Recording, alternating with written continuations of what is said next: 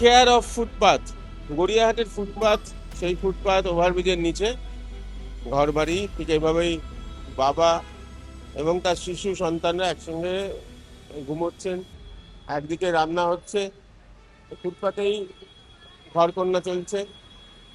এখন আজকে এই কেয়ার অফ ফুটপাথে এমন একজন মানুষের সঙ্গে আমরা কথা বলবো, যিনি ওদের সঙ্গে বিগত কয়েক দশক ধরে এই ফুটপাথবাসীদের সঙ্গে কাজ করেছেন।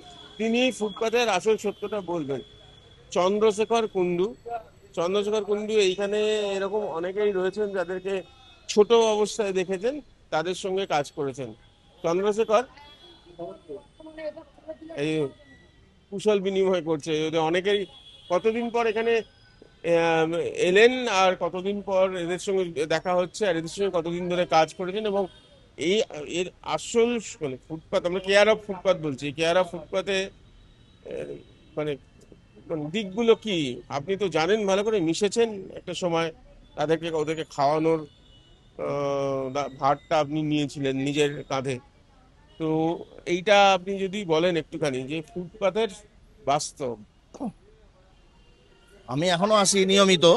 খাওয়ানোর সেকশনটা যেখানে চলতো সেটা এখন করা হয় না, তার কারণ হচ্ছে আমাদের যে অর্গানাইজেশন তাতে তিনখানা গোল থাকে: ফুড, এডুকেশন আর ইকোনমিক ডেভেলপমেন্ট। ফুডের ক্ষেত্রে সবাই ইন্টারেস্টেড ছিল, কিন্তু এডুকেশন করাতে গেলে যে পরিকাঠামো এবং যে ইচ্ছাটা থাকে সেটা এখানে সম্ভব হচ্ছিল না, প্লাস বিভিন্ন অত্যাচার ছিল। তো যার ফলে আমি এখানে সেটাকে ইমপ্লিমেন্ট করতে পারিনি, কিন্তু স্বপ্নটা এখনো রয়ে গেছে, যার জন্য আমি নিয়মিত এখানে আসি, এদের সাথে কথাবার্তা বলি।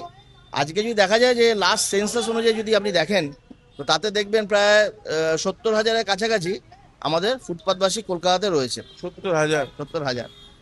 এবং দিনের এবং বেলা এইভাবে মানে রয়েছেন, মানে তারা ঘরকন্না মানে ফুটপাথের একদম ওপরেই একদম একদম রান্না বান্না, ফুটপাথের একদম। সেবা। আজকে প্রায় এই যে 70,000 বাসী রয়েছে, আমরা যদি কলকাতাতে এমনি ঘুরি চোখে পড়বে না দিনের বেলায়। যদি প্রকৃত চিত্রটা দেখতে হয় তাহলে রাত্রিবেলাতে যেতে হবে। এবং আমি আমার তরফ থেকে আমার যেটা মনে হয়েছে, এদেরকে 3 রকম ক্যাটাগরিতে ফেলা যেতে পারে। এক ধরনের ক্যাটাগরি যারা ধরুন বিশেষ করে বড় বাজার, শিয়ালদা এইসব চত্বরে যারা থাকেন, তো ওখানে দেখবেন তারা রিক্সা চালাচ্ছে, ভ্যান চালাচ্ছে, মুটেগিরি করছে। তারা দিনের বেলা কাজ করেন, রাত্রিবেলা হলে ওই রিক্সাতে বা ভ্যানের মধ্যে বা ফুটপাতের মধ্যেই ঘুমিয়ে পড়েন।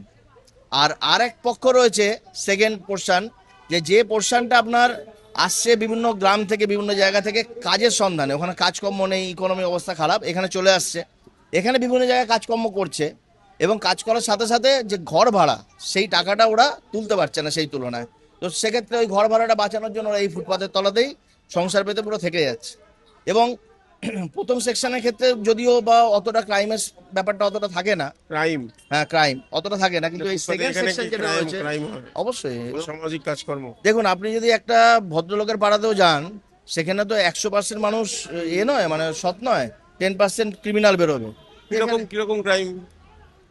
ক্রাইম অনেক রকম রয়েছে এখানে, যেমন আমি মানে যদি আপনি যান, মানে নেশা, ওপেনলি নেশা করে যদি একটা ক্রাইম ধরেন আপনি। তারপর তো যেগুলো ছোটখাটো জিনিস রয়েছে, প্রস্টিটিউশন, পোশন, ফ্লাইং প্রস্টিটিউট, এরকম রয়েছে বিভিন্ন জায়গাতে, সব জায়গাতে নয়, হয়তো এখানে হয়তো নয়, অনেক জায়গাতে রয়েছে। এবং কি বলবো, মানে নেশা ভান করা, চুরি চামারির দিকে একটু মন দেওয়া, এগুলো তো মানে ছোটখাটো, অনেক কিছু বলতে চাই না আমি। যেগুলো যেগুলো সব রয়েছে, ক্রাইমটা রয়েছে, সে তো সব জায়গায় আপনার কিছু না কিছু ক্রাইম থাকেই, সেটা বলবে না এটা। পাশাপাশি স্কুলে পড়ছে। হ্যাঁ, পাশাপাশি মানে আপনার 80% যদি আপনি ধরেন, তারা কিন্তু ক্রাইমের বাইরে। কেউ স্কুলে যাচ্ছে, কেউ স্কুলে পড়ছে। এই একটু আগে গল্প করছিলাম সুন্দরীদের সাথে, সুন্দরী হালদার, ও 3 মেয়ে, এক ছেলে। এই ছেলেটাকে আমরা ছোট থেকে দেখছি, ক্লাস 8-এ পড়ছে। এদের বাড়ি আছে গ্রামে? হ্যাঁ, দেখ, গ্রামে লক্ষ্মীকান্তপুরে আছে। এবার ওখানে কাজকর্ম নেই, তো এইখানে চলে আসছে কাজের সন্ধানে। মানে ঘটনাটা খুব সোজা, মানে কাজের সন্ধানে কলকাতায় আসছে।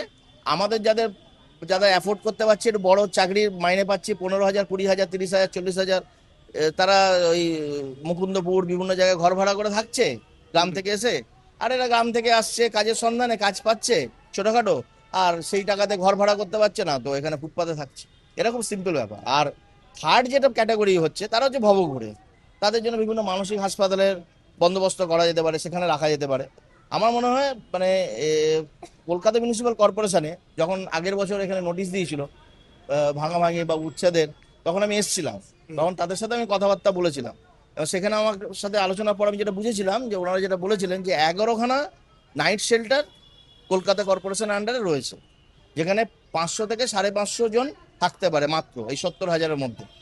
এই 500 থেকে 550-র মধ্যে আবার 150-200 হচ্ছে ওই পলিটিক্যাল নেতাদের সুপারিশে থাকে। আচ্ছা হ্যাঁ, এ বলে দিল ওকে নিয়ে নে, এ বললো ওকে নিয়ে নে, এরকম আর। আচ্ছা, হ্যাঁ, তো যার ফলে এখানেও সুপারিশ। এখানেও সুপারিশ চলছে, তো যার ফলে এই সমস্যাটা হচ্ছে। হয়তো সেখানে দেখা গেল কেউ ফুটপাতে থাকেই না, তারাও থাকছে ওখানে। হ্যাঁ, সেখানে ফুটপাতে থাকার মতো মানে নয়, হয়তো একটা ছোট বস্তিতে থাকে, সেখান থেকে ওখানে রেখে দিল, তার হয়তো থাকার ঘর ভাড়া দেওয়ার ক্ষমতা রয়েছে, কিন্তু তাকে রেখে দিল, তার ঘর ভাড়াটা বেঁচে গেল। এইরকম ঘটনা আকচার হয়ে থাকে। এবার ওইখান থেকে আমার জানা, ওই কর্পোরেশনের যে সমস্ত লোকজন এসেছিল তাদের সাথে আলোচনা করে জানতে পারি, এদের যেমন নোটিশ দিয়েছে, 1 মাস আগেই নোটিশ দিয়েছে, এদের সাথে গল্প করছিলাম। এই যে বাচ্চাগুলো আপনি দেখতে পাচ্ছেন এখানে রয়েছে, মানে সব কিছু স্কুলে পড়ে, প্রত্যেকেই স্কুলে পড়ে, প্রত্যেকে। এবার হচ্ছে এই যে সাউন্ড পলিউশন, চারদিকে আওয়াজ, ধুলো, ধোঁয়া, এর মধ্যে কেন মানুষ তার নিজের বাচ্চাকে মানুষ করবে? শখে তো করবে না। তো এটাকে নিয়ে একটা বড় প্রকল্প, বড় ভাবনা চিন্তা করার দরকার রয়েছে। তো এখান থেকে ফুটপাত থেকে তো ওদের সরানোটা মানে তাদের ভালোর জন্য দরকার।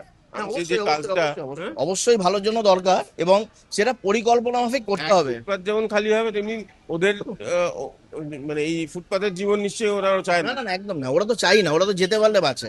কারণ এই যে বাচ্চাগুলো রয়েছে প্রত্যেকে দেখুন স্কিন ডিজিজ আছে, ফুসফুসের সমস্যা সবসময়, এয়ার পলিউশন, আর এই যে আওয়াজ, বিকট আওয়াজ, 24 ঘন্টায় আওয়াজের মধ্যে থাকছে, ঘুমোচ্ছে, খেলছে। তো এরাও কেউ চায় না যে ফুটপাতের মধ্যে থাকতে, এরাও সবাই কিন্তু শেল্টার চাইছে। এই এখন যেটা হচ্ছে এই হ্যাঁ, প্রত্যেকটা পাকিস্তানের যে ঘটনাটা, ওটা আমাদের মনে হয় যে আপনার লোক দরকার নেই, কারণ আমরাও একটা ফুটপাতবাসী। ওই রকম দুধ কত মা কত রাস্তার মধ্যে গরম করছে, শুধু এক জায়গায় না, কত মা বাচ্চাদের খাবারের জন্য ভাতটা রান্নাও পর্যন্ত রাস্তার মধ্যে করছে। তা আশা করি ওনার কাছে যেমনই যাচ্ছে, প্রত্যেকের কাছে গিয়ে যদি প্রত্যেকের সমস্যাটা বুঝে, মনে হয় ভালো হয়। 2 দশকের সময় ধরে, বেশি সময় ধরে এই চন্দ্রশেখর তিনি এদের সঙ্গে রয়েছেন, এই প্রতিদিনের সাথী হিসেবে রয়েছেন, গড়িয়াহাট চত্বর, কলকাতা শহরের অন্যান্য অনেক জায়গাতে রয়েছেন। এদের সুখ দুঃখের কথা ভাবেন এবং সত্যি ফুটপাতের যে সত্যি কথাটা সেইটা জানেন, যেটা উনি বললেন যে কি ধরনের ক্যাটেগরি এইখানে কিন্তু আহ, আম, ভালোর সঙ্গে মন্দ মিশে রয়েছে। সেইটাকে বুঝে সেইটাকে আলাদা করে মন্দটাকে সরিয়ে দেওয়া, সেই যে কাজ, ফুটপাত ফুটপাত এদের ছাড়া ফুটপাত হবে। এই ফুটপাতের উপরে রান্না বান্না, ফুটপাতের উপর ঘর কন্যা, এরাও হয়তো চান না। সেটাকে সরানোর জন্য যে চেষ্টা, সেটা প্রশংসা করছেন উনি, এবং এটা বলছেন যে একেবারে নয়, একদিনে নয়, কোনো একদিন এটা হবে। আর তার শুরু হয়ে অলরেডি সূচনা কিন্তু হয়ে গিয়েছে।